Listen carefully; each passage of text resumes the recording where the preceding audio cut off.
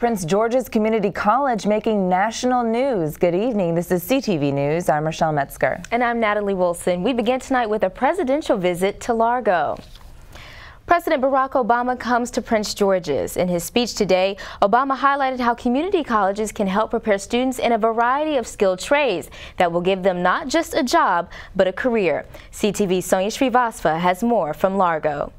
Well, President Obama got a warm welcome here at Prince George's Community College. Now, he came here to talk about energy and something that most of us have been facing, which are high gas prices at the pump. Now, he emphasized that this problem will keep coming up until we find a source for energy that is sustainable.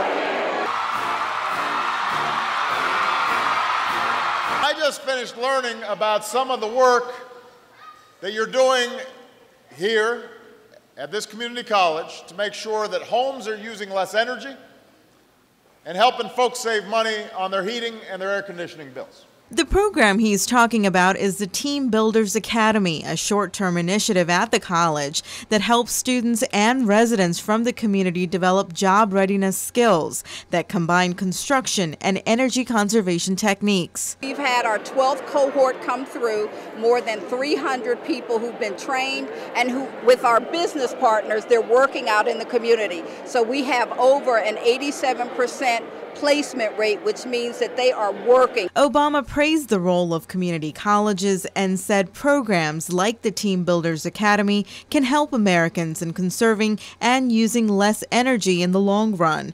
This at a time when gas prices are soaring at the pump. He acknowledged that people are hurting, but said don't expect a quick fix. If we don't develop other sources of energy,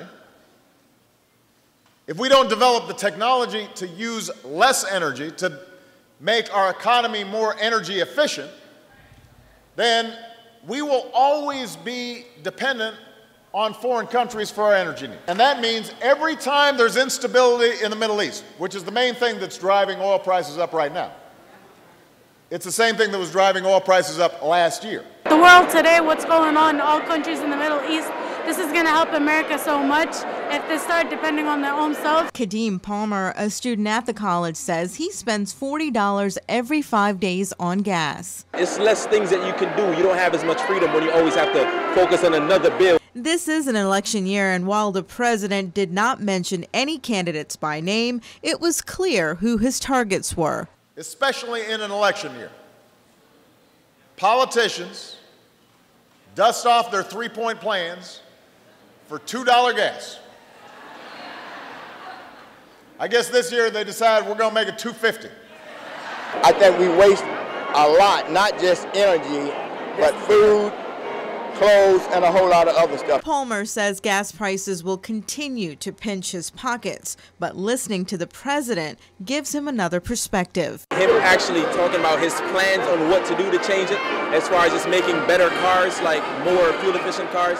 Like, it's some hope in the future, you know? Now, the crowd was extremely excited to see President Obama here. Now, this is his second time to the college. He came here almost 4 years ago when he was running for president.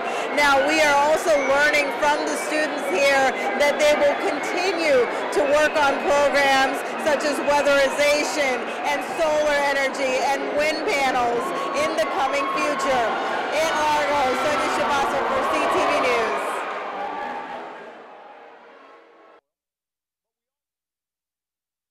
The average retail price for a gallon of gas is now $3.81. That's 50 cents higher than a month ago.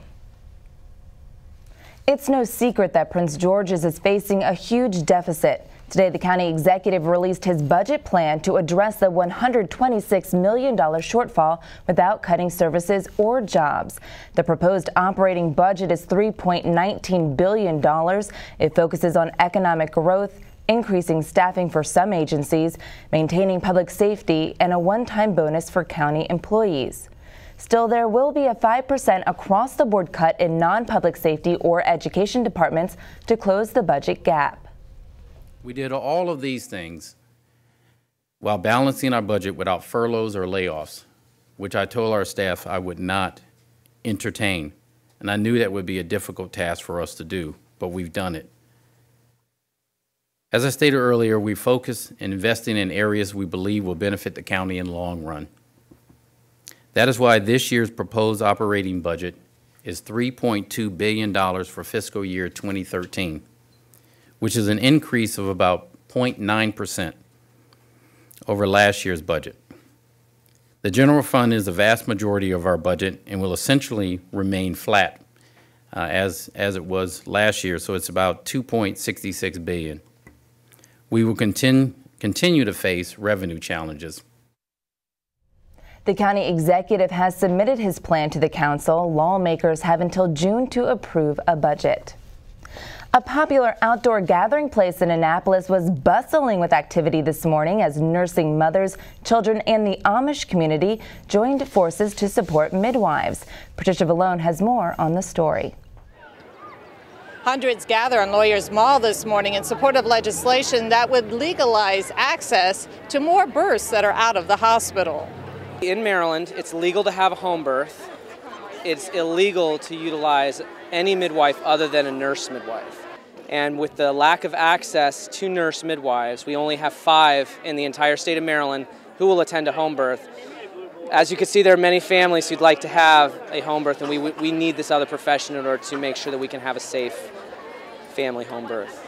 When we do transfer people into the hospital, we're not always met with welcome arms. We're not met in a friendly way towards us or our clients. And so that's one of the barriers to practicing as a CNM. It's hard to get licensed to do it because of needing to find a physician, and then it's hard to sort of establish a network.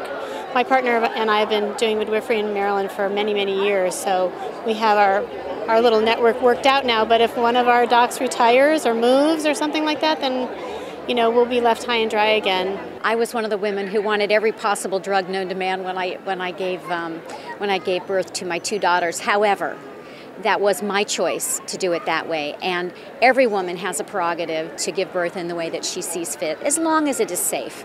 And the midwives have proven that it is safe, that it's been done in other states and it's been working very well. We want to make sure that women have the option to bring their beautiful babies into the world in the way they think is the best and what makes them the happiest. We know it's a very challenging thing, giving birth, and we want to make sure that they do it in the way that they want to do it. There are currently 26 states that license certified professional midwives. From Annapolis, I'm Patricia Vallone for CTV News. The group says certified professional midwives provide care for a disproportionate number of rural, low-income, and uninsured families. In Maryland, they also provide maternity care to Amish residents. The Health and Government Operations Committee is scheduled to hear testimony on House Bill 1056 this afternoon.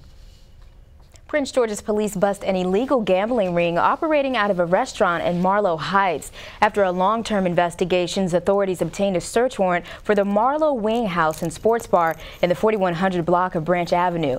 During a raid Wednesday night, officers seized 29 slot machines and a significant amount of cash. No arrests were made, but officials say charges are pending. A former Metro employee is facing up to 15 years behind bars for stealing over $10,000 from the company. Alfred Atango was a supervisor at the Hyattsville call center and responsible for overseeing payroll. The Prince George's County State's attorney says he falsified timesheets. The company ended up paying $24,000 to 3 employees for hours they didn't work. In a statement, Metro says it hopes the case sends a strong message that this kind of activity will not be tolerated. The 3 other employees were also arrested. Atango is scheduled to be sentenced in June. 6 days and counting. CTV News will soon begin a series of special reports on education. Entitled Children Come First, Closing the Achievement Gap in Prince George's County, the series launches on Wednesday, March 21st. We look at success stories and challenges that still remain. We also look at neighboring districts and examine how Prince George's matches up with Atlanta, Georgia. That's Children Come First, beginning March 21st, an important series you don't want to miss. And you're watching CTV News. I'm Rochelle Metzger. And I'm Natalie Wilson.